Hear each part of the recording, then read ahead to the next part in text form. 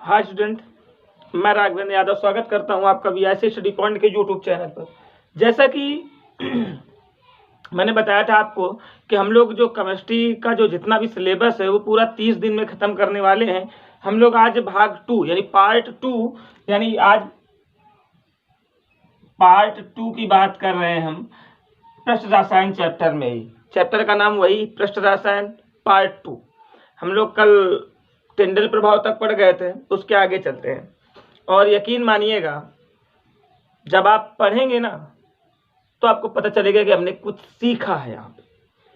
तो हम लोग आगे चलते हैं। देखो, पार्ट 2 में हम लोग पहला एक हेडिंग लिखी हुई है उत्प्रेरक। कौन सी हेडिंग है? उत्प्रेरक। तो उत्प्रेरक या उत्प्रेरण क्या है? तो अगर हम बेटा बात करें उत्प्रेरक की, तो बेटा वे पदार्थ जिनकी अल्प मात्रा की उपस्थिति से ही अभिक्रिया के वेग में कमी या वृद्धि हो जाए उसे उत्प्रेरक कहते हैं। मतलब वे पदार्थ जिनकी अल्प मात्रा, मान लो कोई पदार्थ है, उसकी अल्प मात्रा की उपस्थिति, किसी चीज में कोई पदार्थ मिला दिया जाए, कोई भी चीज मतलब कोई भी वस्तु है उसमें मतलब कि किसी पदार्थ की अल्प मात्रा मिला दी जाए और मिलाने पर अगर अभिक्रिया के वेग में कमी हो जाए या वृद्धि हो जाए उसे ही उत्प्रेरक कहते हैं। साधारण सी भाषा में कह दिया जाए तो उत्प्रेरक कभी भी रासायनिक अभिक्रिया में भाग नहीं लेता है। उत्प्रेरक केवल या तो अभिक्रिया की गति को बढ़ा देता है या अभिक्रिया की गति को घटा देता है, अदरवाइज वो कभी अभिक्रिया में भाग नहीं लेता है। तो अगर हम बात करें कि उत्प्रेरक, तो हम बात करते हैं उत्प्रेरक की, तो वही है कि वे पदार्थ जिनकी अल्प मात्रा की उपस्थिति से ही, मान लो वे पदार्थ जिनकी अल्प मात्रा की उपस्थिति से ही किसी रासायनिक अभिक्रिया के वेग में कमी या वृद्धि हो जाए। कोई भी पदार्थ उसके अल्प मात्रा की उपस्थिति मात्र से अगर अभिक्रिया के वेग में कमी या वृद्धि हो रही है तो वो सब उत्प्रेरक है, और ये जो घटना होती है उसे उत्प्रेरण कहते हैं। तो वही लिखा हुआ है बेटा, वे पदार्थ जिनकी अल्प मात्रा की उपस्थिति से ही अभिक्रिया के वेग में कमी या वृद्धि हो जाए उसे उत्प्रेरक कहते हैं, और इस घटना को उत्प्रेरण कहते हैं। अब उत्प्रेरण जो है, ये बात करें उत्प्रेरण की, तो उत्प्रेरण के प्रकार कितने हैं? तो उत्प्रेरण के जो प्रकार है, तो नंबर 1 हम लोग पढ़ेंगे इसमें समांग उत्प्रेरण। उत्प्रेरण के प्रकार में हम लोग पहला नंबर चल रहे हैं समांग उत्प्रेरण। उत्प्रेरण क्या है ये देखिएगा। समांग उत्प्रेरण क्या है? समांग मतलब होता है समान। एक नीचे और मैं लिख रहा हूं, सेकेंड स्टेप में यहां पे लिख दे रहा हूं विषमांग उत्प्रेरण। क्या लिख रहा हूं बेटा मैं? विषमांग उत्प्रेरण। दो घटनाएं आपके सामने लिख दी गई। अब बात समझिएगा, समांग उत्प्रेरण, विषमांग उत्प्रेरण मतलब ये कि जब अभिकारक और उत्प्रेरक की भौतिक अवस्था समान हो, वह अभिक्रिया, चल रहा हूं मैं बेटा, वह अभिक्रिया जिसमें अभिकारक और उत्प्रेरक की भौतिक अवस्था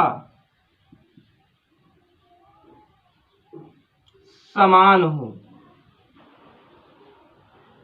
उसे समांग उत्प्रेरक कहते हैं। क्या कहते हैं बेटा? समांग उत्प्रेरक कहते हैं, और इस घटना को समांग उत्प्रेरण कहते हैं। एज एग्जाम्पल हम लोग चलते हैं, जैसे लिख दिया जाए SO2 प्लस O2 उत्प्रेरक है नाइट्रिक ऑक्साइड 2SO3। आगे एक बात समझिएगा, एक विषमांग उत्प्रेरक, मैं भी पूरा आपको समझ में आएगा। देखिएगा, वह अभिक्रिया वह अभिक्रिया जिसमें, छोड़िए, आइए, कहने का मतलब ये है, समांग का मतलब होता है समान। मैं रिएक्शन एक लिखी हुई है, बात समझिएगा। रिएक्शन के जो आगे वाला ये पार्ट है, इसको हम लोग अभिकारक बोलते हैं बेटा। ऊपर वाले को बेटा उत्प्रेरक बोलते हैं, पीछे वाले को बेटा उत्पाद बोलते हैं। एक रिएक्शन में केवल 3 चीजें होती हैं, अभिकारक, उत्प्रेरक और उत्पाद। आगे वाला जो पार्ट है इसको हम लोग अभिकारक बोलेंगे, जो ये तीर है इसके ऊपर वाले को हम लोग उत्प्रेरक बोलेंगे, लास्ट वाले को उत्पाद बोलेंगे। ऐसी कोई अभिक्रिया हो जिसमें अभिकारक और उत्प्रेरक की जो भौतिक अवस्थाएं हैं अगर वो समान हो तो उसे बोलेंगे समांग उत्प्रेरक, और इस घटना को समांग उत्प्रेरण बोलेंगे। लेकिन ऐसी कोई अभिक्रिया हो जिसमें अभिकारक और उत्प्रेरक की भौतिक अवस्था समान ना हो, अलग अलग हो, उसे बोलेंगे विषमांग। विषमांग का मतलब अलग अलग यानी समान ना हो, विषमांग जो समान ना हो, सामांग जो समान हो। तो हम लोग कहेंगे, देखिएगा थोड़ा समझेंगे। एक यहां पे मैं रिएक्शन लिखता हूं, NH2 + 3H2, Fe उत्प्रेरक और प्राप्त हो गया 2NH3 अमोनिया। बात समझिएगा। बात यह है कि ये क्या है, अभिकारक, ये क्या है, उत्प्रेरक, ये उत्पाद। यानी वह अभिक्रिया, क्या, वह अभिक्रिया जिसमें अभिकारक और उत्प्रेरक की भौतिक अवस्थाएं समान हों। जैसे सल्फर डाइऑक्साइड क्या है, गैस है। ऑक्सीजन क्या है, हमने पूछा, आपने कहा सर गैस है। मैंने कहा बेटा नाइट्रिक ऑक्साइड जो उत्प्रेरक है ये क्या है, आपने कहा सर गैस है। मैंने कहा सल्फर डाइऑक्साइड, ऑक्सीजन। अगर सल्फर डाइऑक्साइड और ऑक्सीजन ये दोनों गैसें हैं, यानी अभिकारक किस अवस्था में है, गैसीय अवस्था में। मैंने कहा तीर के ऊपर उत्प्रेरक है, तीर के ऊपर क्या है, उत्प्रेरक। तो उत्प्रेरक क्या है, नाइट्रिक ऑक्साइड। आपने कहा सर नाइट्रिक ऑक्साइड है।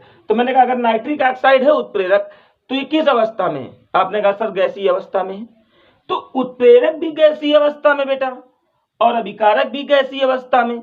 इसका मतलब अभिकारक और उत्प्रेरक की जो भौतिक अवस्था है दोनों गैसीय, इसका मतलब समान है। नीचे आइए, नाइट्रोजन कौन सी अवस्था है, आपने कहा सर जी गैसीय। मैंने कहा हाइड्रोजन, आपने कहा सर जी गैसीय। चलो, तो अभिकारक तो गैसीय अवस्था में हो गया, उत्प्रेरक गए। उत्प्रेरक Fe फॉर लोहा, और लोहा किस अवस्था में आता है बेटा, ठोस में।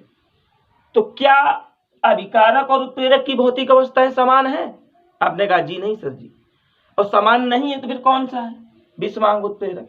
तो कहने का मतलब ये है समांग उत्प्रेरण क्या है, तो वह अभिक्रिया, क्या, वह अभिक्रिया जिसमें अभिकारक और उत्प्रेरक की भौतिक अवस्थाएं समान हो उसे हम समांग उत्प्रेरक कहते हैं, और इस घटना को समांग उत्प्रेरण कहते हैं। एग्जाम्पल ये आपके सामने लिखा हुआ है कि सल्फर डाइऑक्साइड जब ऑक्सीजन से क्रिया करेगा सल्फर ट्राइऑक्साइड बना लेगा, उत्प्रेरक नाइट्रिक ऑक्साइड। तो वह अभिक्रिया जिसमें अभिकारक और उत्प्रेरक की भौतिक अवस्थाएं समान हो उसे हम समांग उत्प्रेरक कहते हैं। इस घटना को समांग उत्प्रेरण कहते हैं। नीचे चलेंगे, विषमांग उत्प्रेरण। तो वह अभिक्रिया जिसमें